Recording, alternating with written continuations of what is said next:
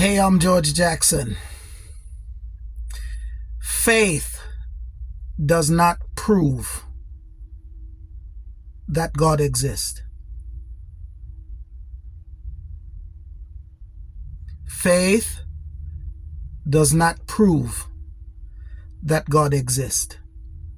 You cannot use faith to prove the existence of God. Faith simply tells you to believe on the God you've never seen.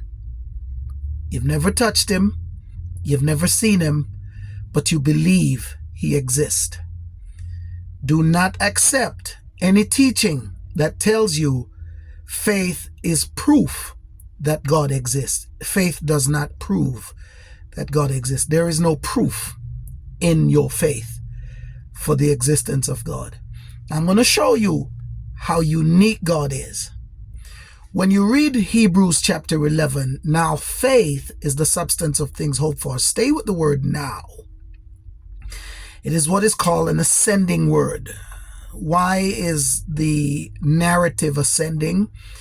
Because you are at the 11th chapter. You've already passed the 6th chapter of Hebrews.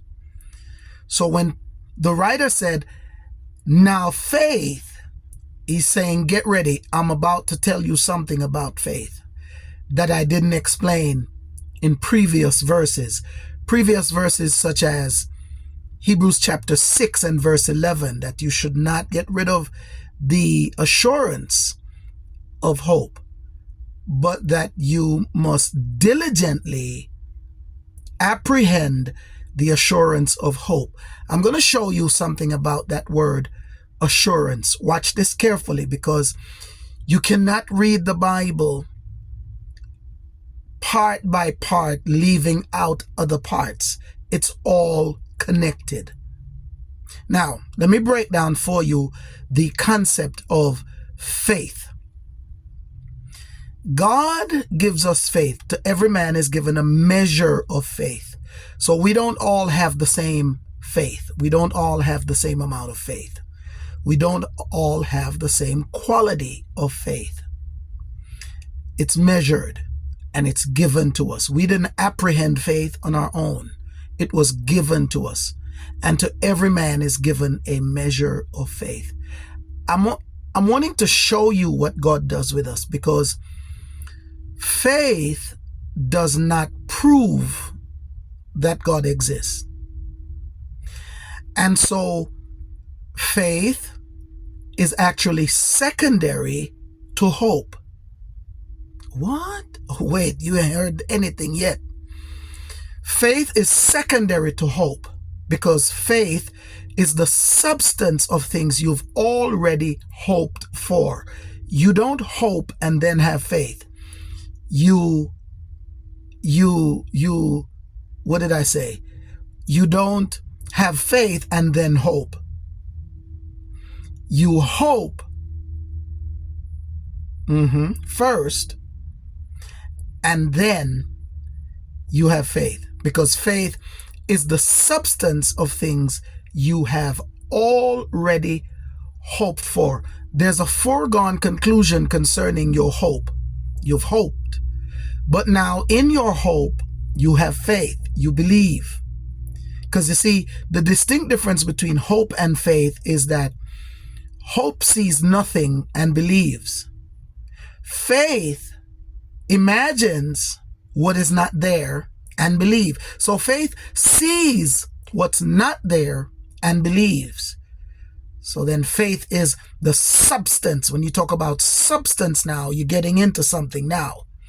Because here's what God does. He gives us a belief system that has no proof. But this is the in-depth view of what God is doing. He gives us faith with no proof. And inside of that, you'll find hope. Inside of your faith, you'll find hope. Inside of your hope, you will find confidence. You'll never find knowing in your faith or in your hope or in your confidence, you will not find knowing. Stay with me. You don't know. You believe that there is a God. You don't know. Stay with me. I know I'm shaking the tree and the leaves are beginning to fall, but watch this.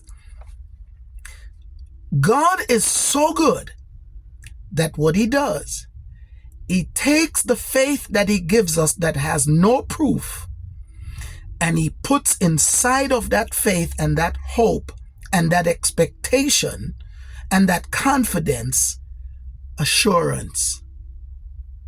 You can't read Hebrews 11:1, an articulation of faith, and not study Hebrews 6:11. Don't get rid of your assurance. And you must give diligence. Why is he saying give diligence to your assurance?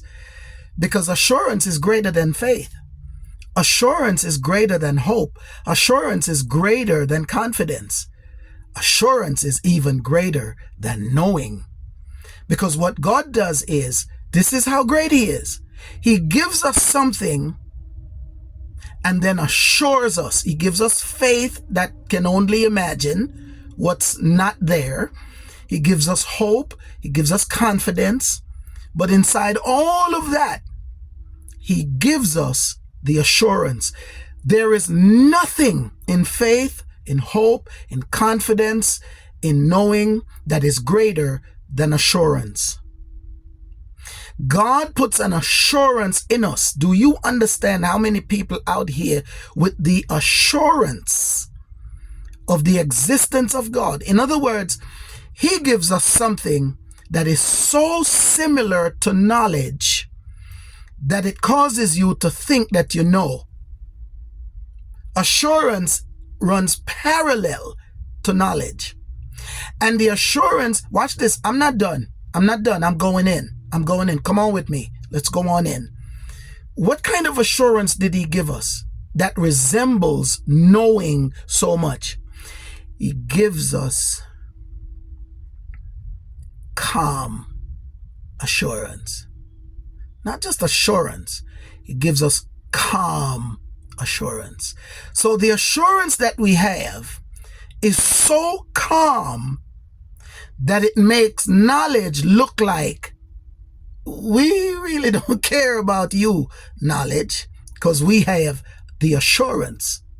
So now the assurance of hope demands our diligence, because this is the peak of what God has given to us. Something that assures us that he's coming back for us. Something that, look, man, quit arguing with people who critique you about believing a God you've never seen. Don't argue it. Agree with it. I've never seen God. I've never touched God, but I believe God. Now, guess what? You can't have that because you've not been given a measure of faith. You've not been given the confidence. You've not been given the hope. But we've been given the assurance, oh God, and the diligence to monitor that assurance so much that I know that I know. I know that I know, even though I never seen nor touch. The assurance of this confidence, the assurance of this faith, the assurance of this hope is that God had put something inside of me that you can't have. That's why you argue with me. I'm not going to argue with you about whether there's a God or not. I don't. I'm confident. I have faith. I believe. I'm hopeful. And I'm assured. So this assurance is a virtue. Assurance now becomes this virtue that sits in the base of who we are. I need to stop right here before I bust a fuse. The assurance of hope. This catalyst of a belief system that makes you think you know when all you are is assured. Oh, y'all don't understand this. When you read your Bible, go read Hebrews chapter 11, verse 1 through down to about verse 36. Then go back and read Hebrews 6, verse 11, where it tells you Have some diligence with your assurance. You don't just pass over these words and think they're insignificant. Assurance is the depth of what your faith is substance of. Assurance is the depth deeper than your hope, because it is insulated inside of your hope, even though your faith comes out of your hope, and your assurance and your confidence all are dependent on calm assurance. That's not deep. It's not deep. It's not deep. Don't, oh, this is deep. No, it's not deep. It's norm. This is the norm. This is biblical, theological norm. The assurance of hope that whether I live or I die, it don't matter. It don't matter. Whether I live or I die, that's what this calm assurance has done for me. This Jackson, these few minutes has been my pleasure to serve you in Jesus' precious name. God bless you until we meet again next time.